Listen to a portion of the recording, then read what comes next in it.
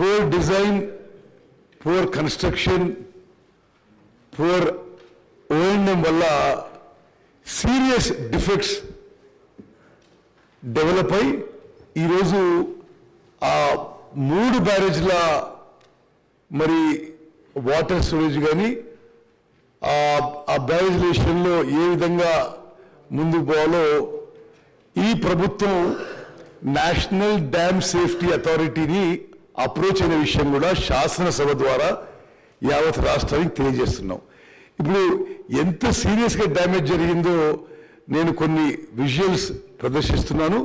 ఇది మేడిగడ్డ బ్యారేజ్ పై ఆ రోడ్డు ఏ విధంగా కుంగిపోయిందో ఈ విజువల్లో చూడొచ్చు. ఒకటి స్ట్రైట్ ఫార్వర్డ్ ఫోటోగ్రాఫ్, ఒకటి సైడ్ నుంచి తీసుకున్న ఫోటోగ్రాఫ్. ఎంత క్లియర్గా ఈ మేడిగడ్డ బ్యారేజ్ కుంగిపోయిందో చాలా స్పష్టంగా అవపడుతుంది. నెక్స్ట్, ఇది మేడిగడ్డ బ్యారేజ్లో ఒక పియర్లో తీసుకున్న ఒక 3-4 నెలలకి తీసుకున్న ఫోటోగ్రాఫ్. ఏ విధంగా కట్టిన 3 ఏళ్లకే పూర్తిగా కొలాప్స్ వచ్చిందో ఈ ఫోటోగ్రాఫ్ ద్వారా మరి చాలా స్పష్టంగా సభ్యులందరికీ నేను మనవి చేస్తున్నా. నెక్స్ట్, అదేవిధంగా ఈ పియర్ 20 ఏ విధంగా పగిలిపోయి ఆ ఫ్లోర్ సింక్ అవుతుందో ఈ 1 మినిట్ వీడియోలో చాలా స్పష్టంగా అవుతుంది. కింది నుంచి పై వరకు కూడా పూర్తిగా పగిలిపోయిన విషయం నేను మరి సభ్యులందరికీ కూడా జాగ్రత్తగా గమనించవలసిందిగా విజ్ఞప్తి చేస్తున్నాను. ఏది ఏది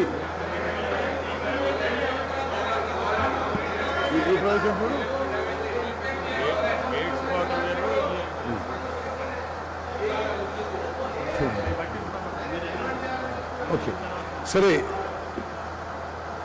ఎంత సీరియస్ డ్యామేజ్ అయిందో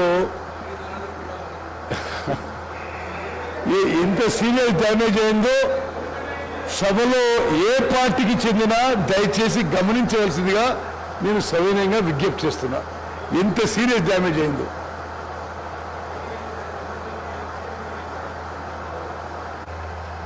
చూడండి. అది ఎంత సీరియస్గా 100 ఏళ్ళు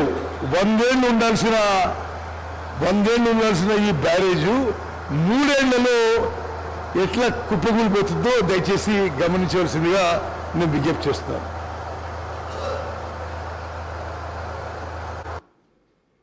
ఓకే, ఇప్పుడు సభ దృష్టికి నేను ఇంకొన్ని విషయాలు తీసుకొస్తున్నా.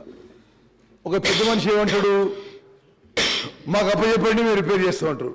అసలు మీరు కట్టిందే ఫాల్టీ డిజైను, ఇక మీరు అడగడానికి ఏ అర్హత ఉందని చెప్పి నేను అదేవిధంగా ఇంకో పెద్ద మనిషి ఇట్లా చేయాలి అట్లా చేయాలని ఉచిత సలహాలు ఇస్తుండు. స్పీకర్ సార్, వాళ్ళ నిర్వాహకం వల్ల, ఫాల్టీ డిజైన్ వల్ల, ఫాల్టీ కన్స్ట్రక్షన్